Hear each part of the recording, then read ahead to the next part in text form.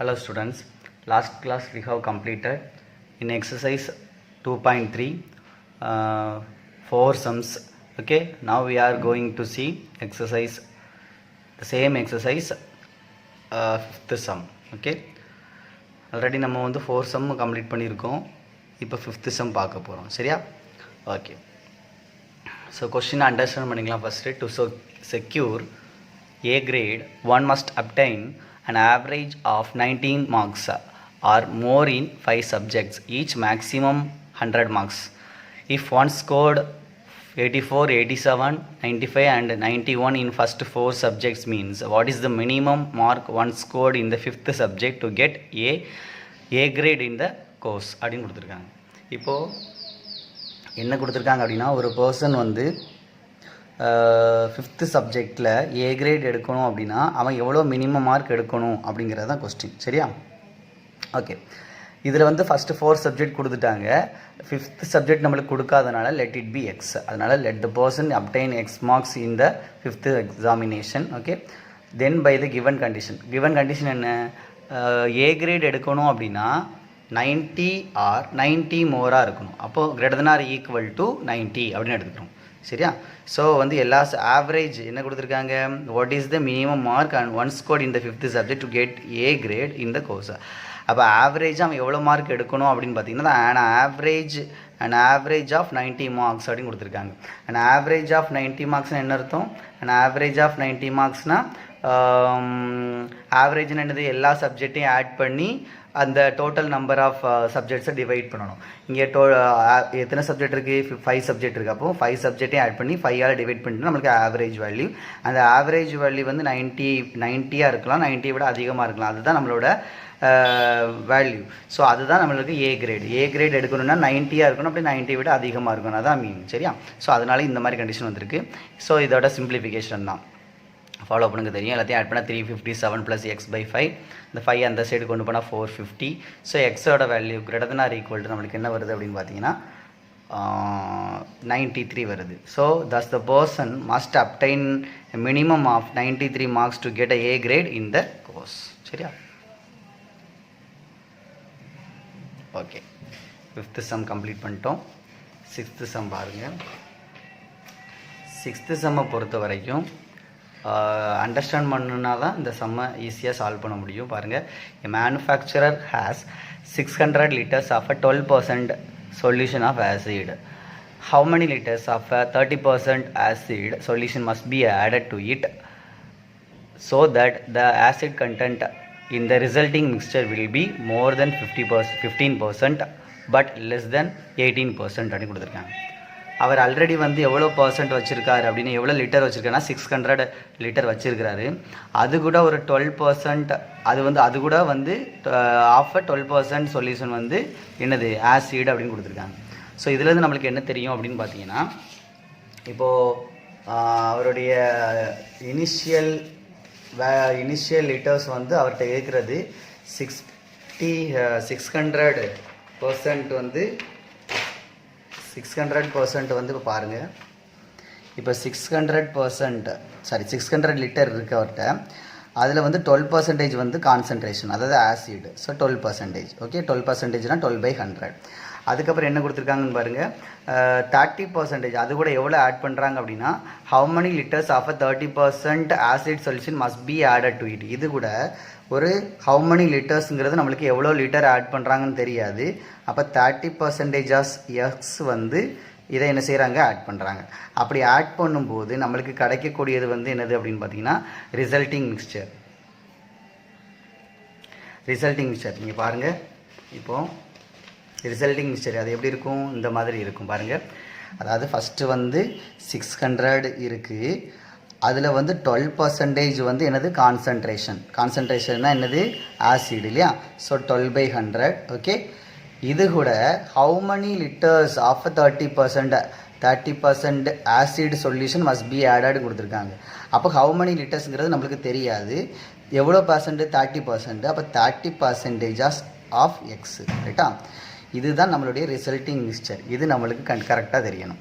இது வந்து எப்படி எது இதாக இருக்குதுன்னு பாருங்கள். 15% வந்து மோராக இருக்குது, 18% வந்து லெஸ்ஸாக இருக்குது அப்படிங்கிறத நம்மளுக்கு தெரிஞ்சுக்கணும்.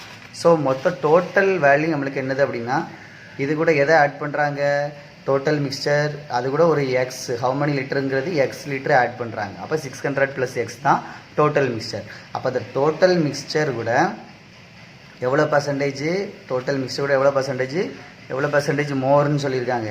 மோர் அப்படின்னா லெஸ் அப்படின்னு பார்த்தீங்கன்னா என்னது, நம்மளுக்கு எவ்வளோ லெஸ்ஸு, மோர் தென் 15%. மோர் தென் 15%னா 15%.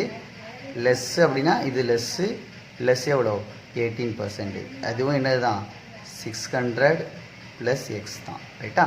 ஸோ இது நம்மளுக்கு தெரியணும். இதுதான் இந்த நம்ம ஈக்குவேஷன் எழுதுகிற இது. ஈக்குவேஷன் எழுதுனீங்கன்னா ஈஸி தான். Let x be the number of liters of 30% acid solution கொடுத்துருக்கோம். டோட்டல் மிக்சர் என்னது 600 + x. அப்போ நம்மளோட கிவன் கண்டிஷனை எழுதி காமிச்சேன். இப்போ அதே மாதிரி தான் வருது. ஸோ இந்த கிவன் கண்டிஷனை 2 கேஸாக நம்ம ஸ்ப்ளிட் பண்ணியிருக்கோம் பாருங்கள். 2 கேஸ். ஃபஸ்ட் கேஸ் வந்து இதையும் எடுத்திருக்கோம், செகண்ட் கேஸ் இதையும் எடுத்திருப்போம், ரைட்டா. ஓகே, அப்படி பார்த்தீங்கன்னா நம்மளுக்கு என்ன வருது, எல்லாமே சிம்பிளிஃபிகேஷன் தான். கொஞ்சம் அப்படியே ஃபாலோ பண்ணுங்கள் கரெக்டாக. சிம்பிளிஃபிகேஷனில் வந்து நம்மளுக்கு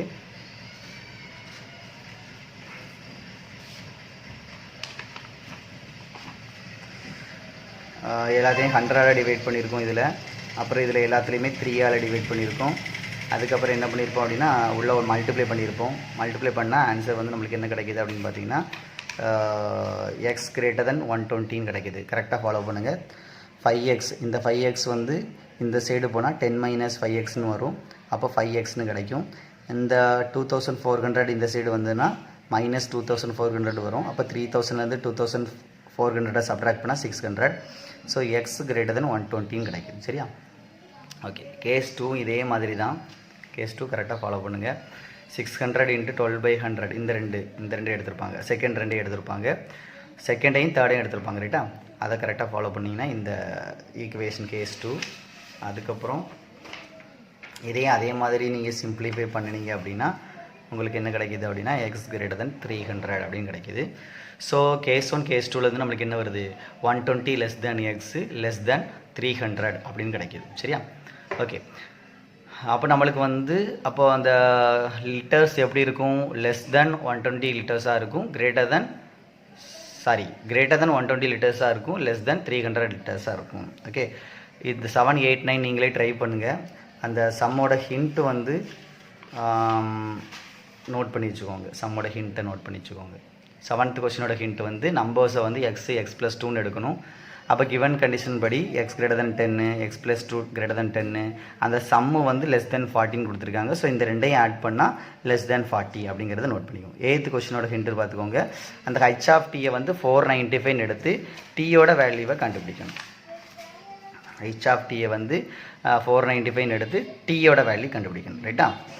9th கொஸ்டினோட ஹிண்ட் வந்து 500 + 70x > 120x. ஸோ இதை ஹிண்ட்டாக வச்சு இந்த 3 சம்மும் போட்டு பாருங்கள். டவுட் இருந்ததுன்னா கேளுங்க. ஓகே, 10th சம் பாருங்கள். A and B are working on similar jobs but their annual salaries differ by more than 6,000 கொடுத்துருக்காங்க. B earns ₹27,000 per month. Then what are the possibilities of A salaries per monthன்னு கேட்டிருக்காங்க. So இதில் என்னது அப்படின்னா ஏ சேலரியை வந்து நம்ம எக்ஸ்ன்னு எடுத்திருக்கோம், பி சேலரி வந்து ஒய்ன்னு எடுத்திருக்கோம்.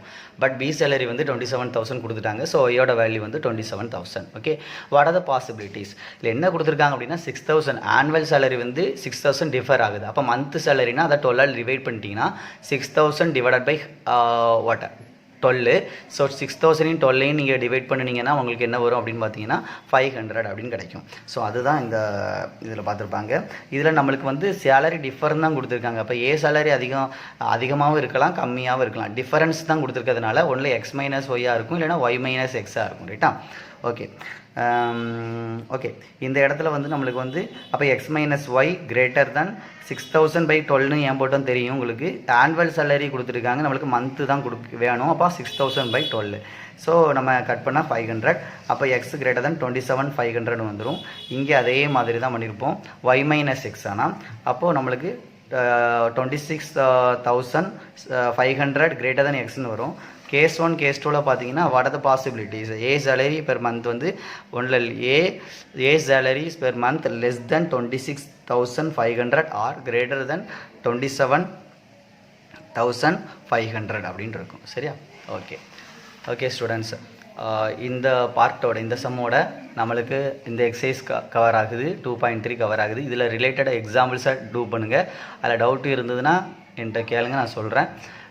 2.3 வரைக்கும் கம்ப்ளீட் பண்ணியிருக்கோம். ரிமைனிங் இந்த next class. Okay, thank you students.